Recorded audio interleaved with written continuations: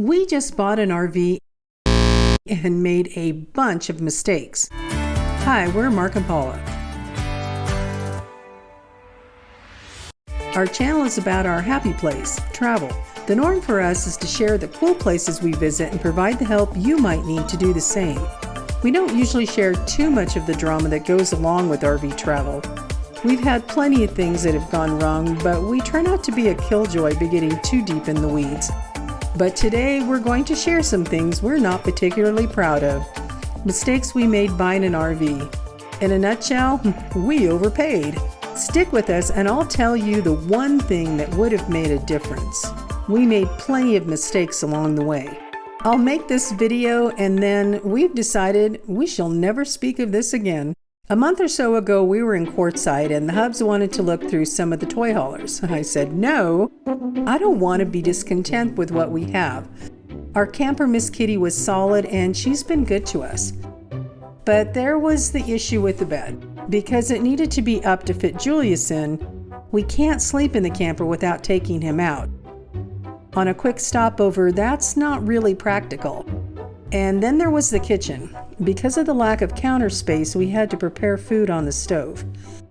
But I had painted the cabinets to brighten it up, even though the hubs wasn't a fan. Nope, we're not in the market for a new RV. But now we're in Parker, Arizona, and our friends are with us. Steve and Diana want to look too, but they're not going to buy either. Here's our first mistake. We didn't walk in with a plan. It's okay to look so as to develop a plan, but we should have been more stealthy about it. We parked in the front parking lot where all the salespeople were waiting. Instead, we should have parked in the side parking lot if we were just going to be looky-loos.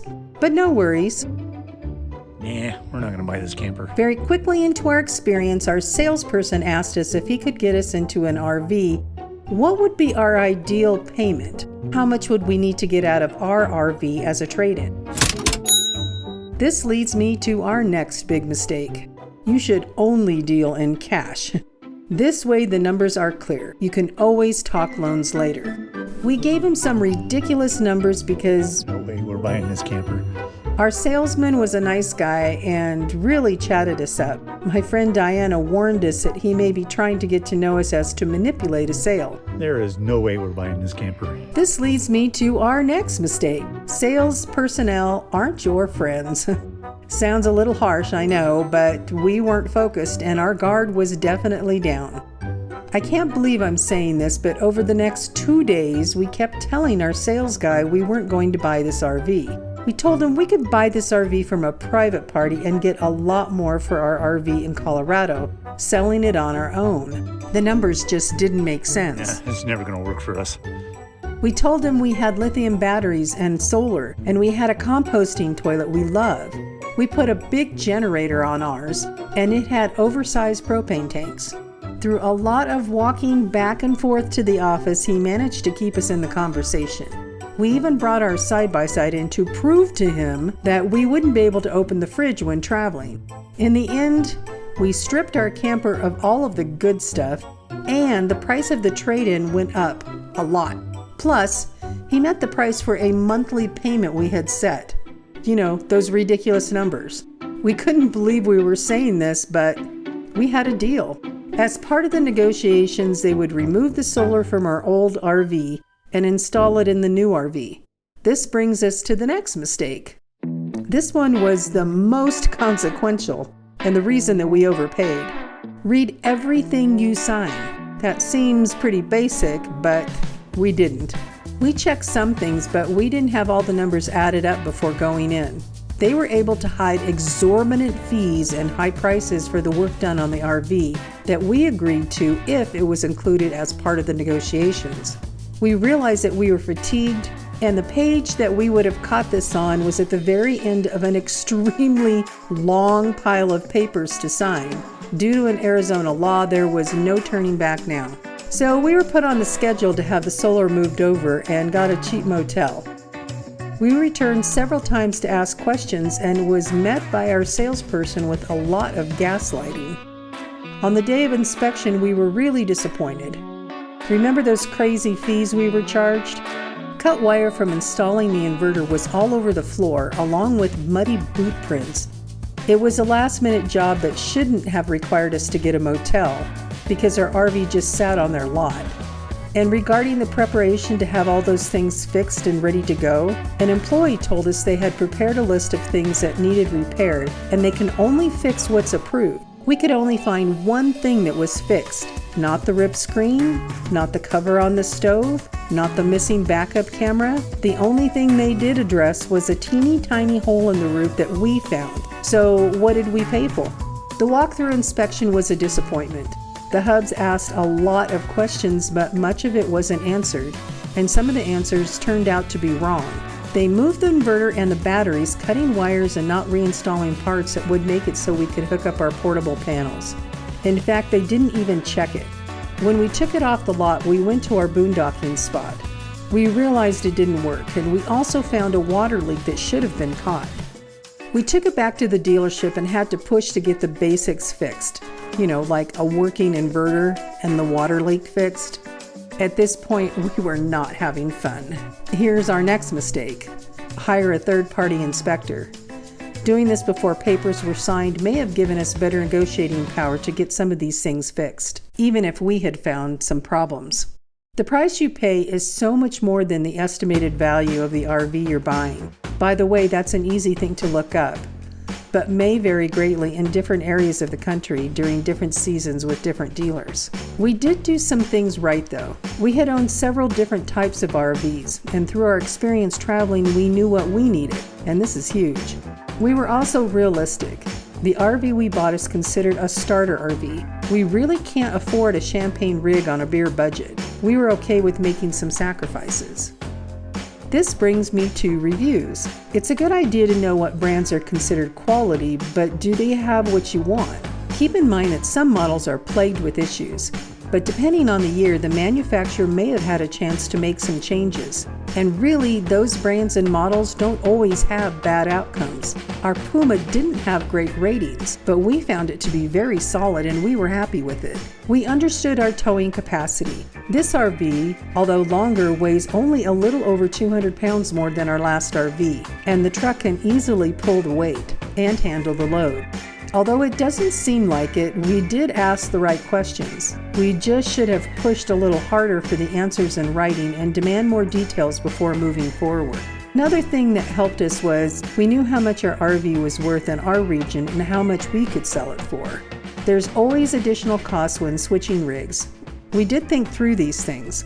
We knew what we had and if it would work in something new, and we thought about additional expenses that we might have to make, like a new mattress. These costs can add up.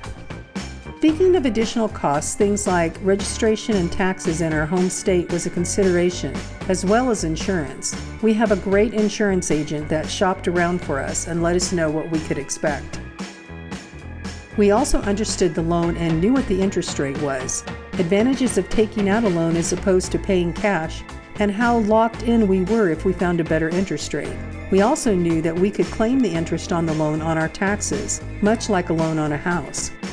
Although some of our negotiations ended up being hidden in the loan, we were able to secure a couple of solar panels at no cost when we found out the refrigerator ran off electricity. So we said goodbye to Miss Kitty and headed to Quartzsite to get some solar panels put on the roof.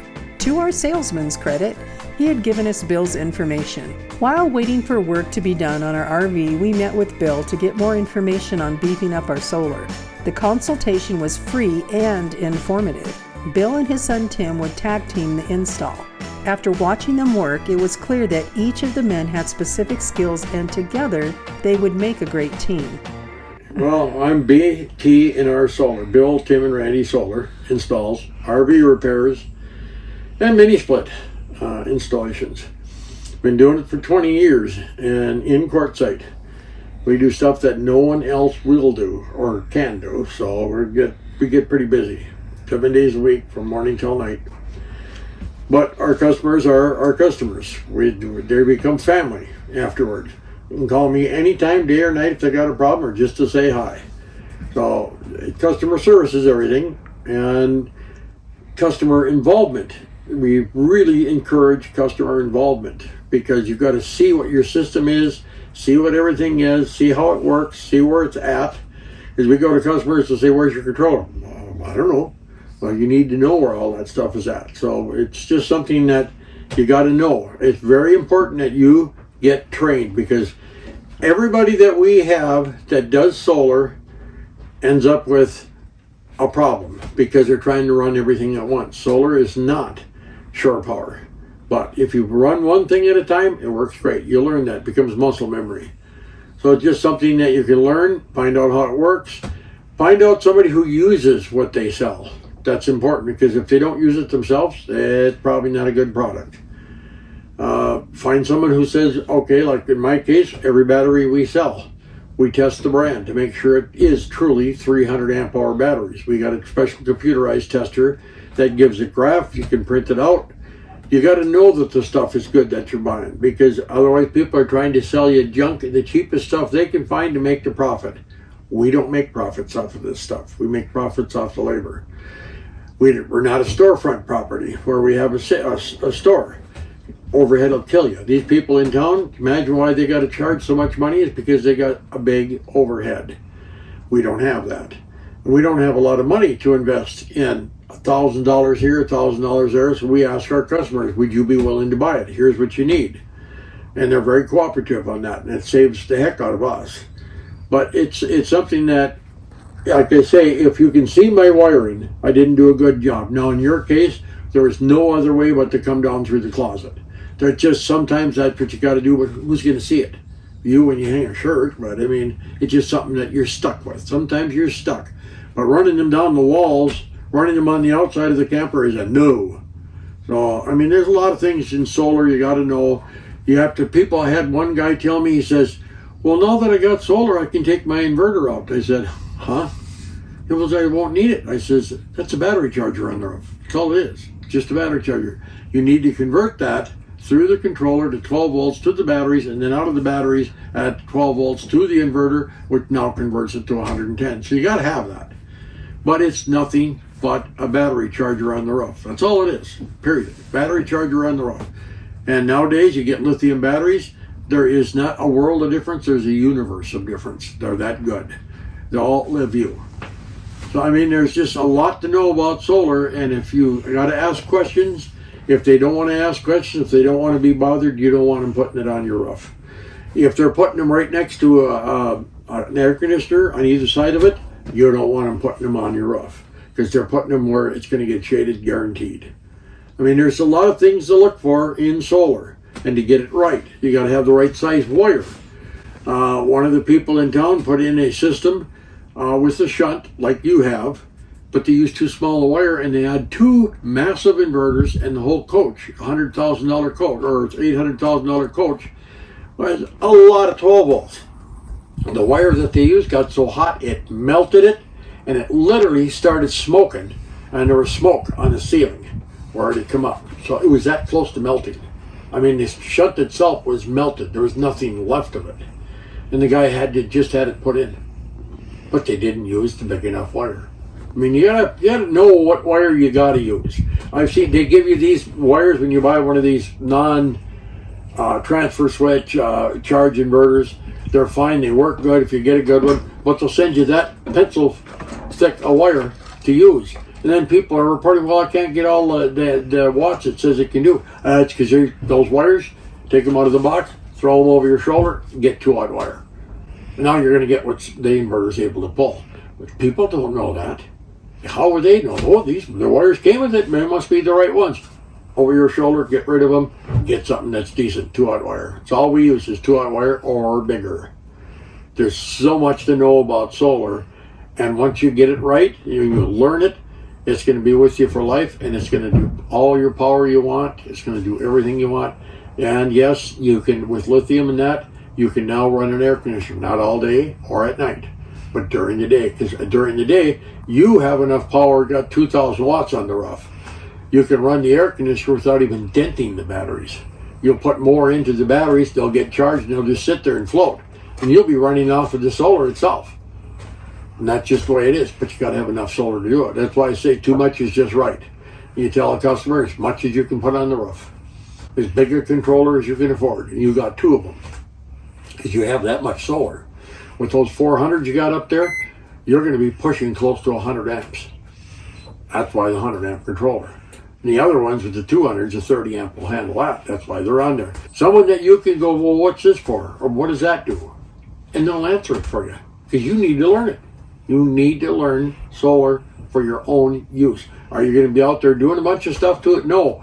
But if something goes wrong and you call me and I say, now you got to go to the controller, and you'll say to me, which one? I'll say the big one, and you'll know where that's at. And then I can go in there, or you can go in there and on the phone, I can say, okay, what is it saying? Is it bulk? Is it absorb? Or is there a light on at all? And we can go through all that stuff. Go to your app. Bring up your Vectron Connect. Now look here to the right. There's that little star up there. And you click on that, and I can talk you through most of it and tell you what's wrong. You got to have somebody willing to do that. Somebody who's there after the sale. So that if you got 5 years from now, you call me up and you say, hey, I got a problem. I'll say, okay, don't remember you. What job was it I did? And generally you can explain it to me and I'll remember that. And I'll say, okay, now I'm in your ballpark. Let's go. Here's what I want you to do. If the Hubs wasn't learning about solar install, he was setting up the new RV. After we left Quartzsite, we learned that Bill meant what he said about calling him anytime. We had some questions and he walked us through it. This was a great experience, and this company blows away the competition on price and expertise. We were really, really happy. Next time you see us, we'll be enjoying our new setup in a remote part of Arizona.